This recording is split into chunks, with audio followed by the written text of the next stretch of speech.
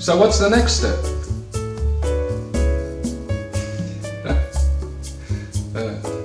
What is the next step?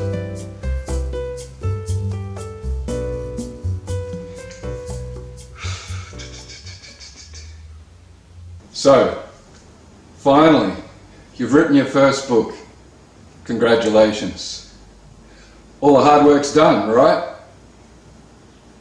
Or is it? Hi, I'm Scott, and welcome back to my channel. So today, I want to go through a few things with you that might help you decide what to do next. Is your story a good story? Do you think that people will want to read your story? The answers are yes. Then the chances are you're deciding, what am I going to do? So when I first finished my novel, I had some decisions to make, as I'm sure you will. Is my novel that I've spent the last 2.5 years writing, is all that effort just going to sit on my computer for the rest of its life? Or do I believe that my story is good enough to hand out to people to read, to share to the world? So then I started thinking, what makes books so special to me? Why did I decide to write my story? Because I want to be a storyteller, right? I've got an idea in my head and I want to share that idea, especially if I think it's a good one. But to me, the thing that really made the decision for me to proceed to publish is very simple, and I'm going to show you. It's this. Books. Marvelous inventions, you know. And what's so special about books? Well, this is one.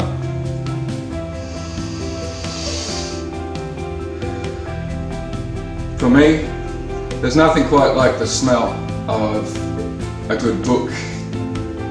It doesn't have to be a good book, but the smell, it brings back memories for me. Memories of when I was young, even as a child, and someone would read you a story at bedtime. You could smell the paper, right? And as you get older, you can appreciate it in other ways. And this is another one of the ways that you can enjoy a good book. Coffee. Cheers.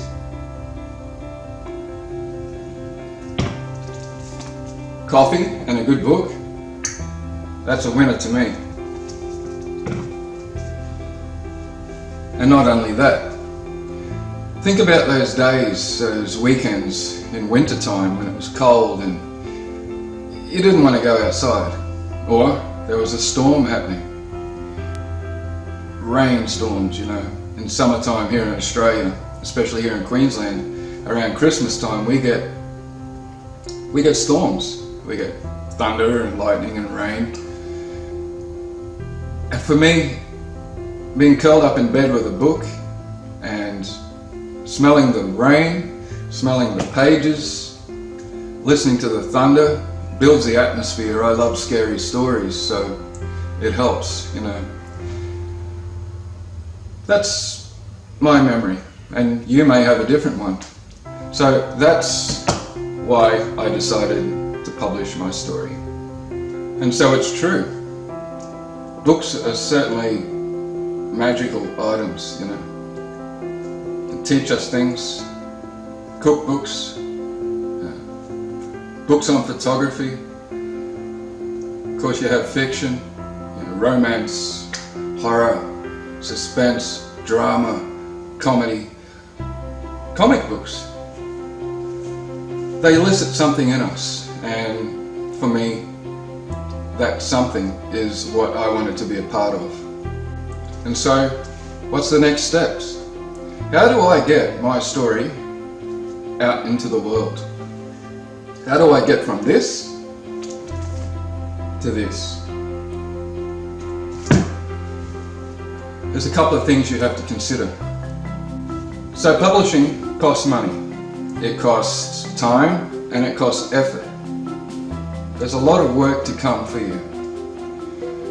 But by far, for me, the scariest part of the whole process is what comes next. You have to give your story to somebody to read. Now, these people are called beta readers, and it's their job to read your story objectively, to give you criticism, both positive and negative. I love that part of the story. I didn't enjoy when that character did this. They're the things they're going to do. They're going to critique your story in its raw form. And that's scary. Up until now, you've probably only shared your story with yourself, maybe some members of your family. But deciding to move forward largely depends on the reaction that you receive from your beta readers. So you've decided to proceed to the next step and give your story to some beta readers. The next step you need to do is draw up a contract. This contract is between you and your beta reader. Basically, it has some instructions on the front, how to read the story and critique it correctly. And then for me, I introduced a points-based system of scoring my story. 1 being the lowest, of course, and 10 being the highest. So what I have is sections here. For example, setting and world building. Our descriptions vivid and give a clear sense of time and place. And then your beta reader will give you a score. I'm not going to reveal what my score was.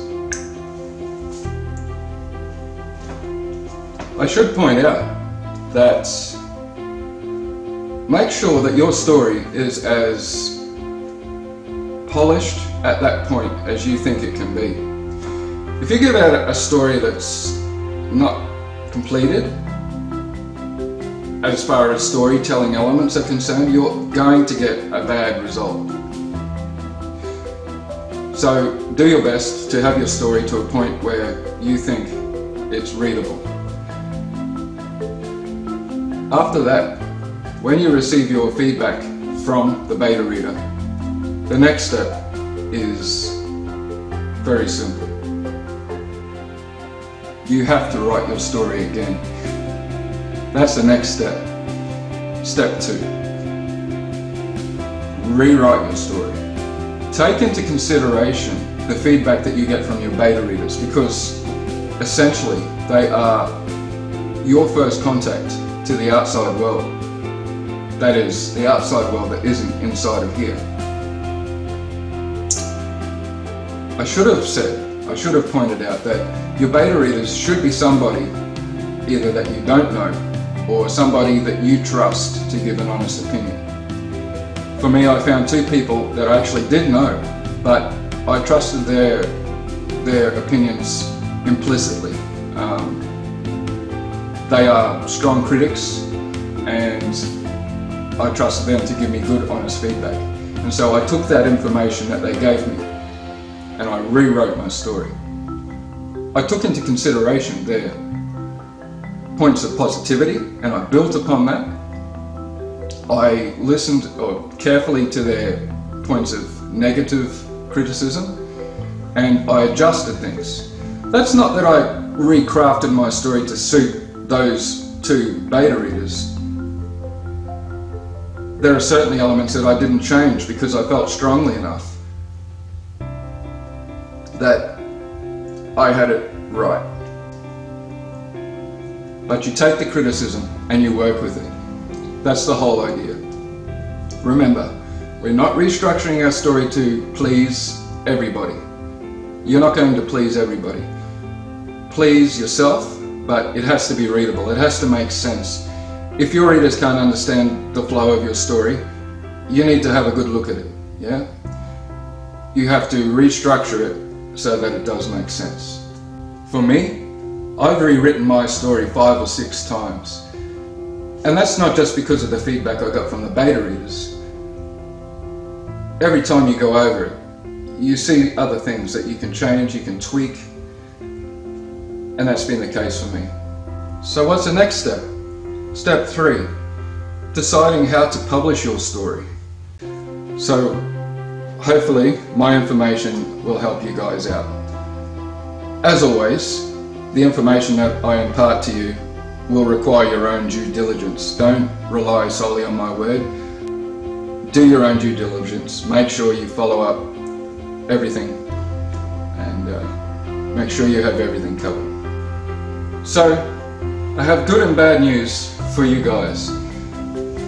The bad news is, this is the end of part 1. Spoiler alert, there is a part 2 coming. Be sure to subscribe to my channel and hit the bell notification to stay up to date on all of my content. So in part 2, we're going to go over everything you need to know. The 2 main ways that you can get your book published. And spoiler alert, the first way is traditional publishing, the second way is self-publishing. So join me next time. I look forward to seeing you guys again. Please leave a comment in the description below if you have any questions. If there's any content that you'd like me to cover, I'll do my best to help you guys out. So until next time, I've been Scott, and thanks for watching.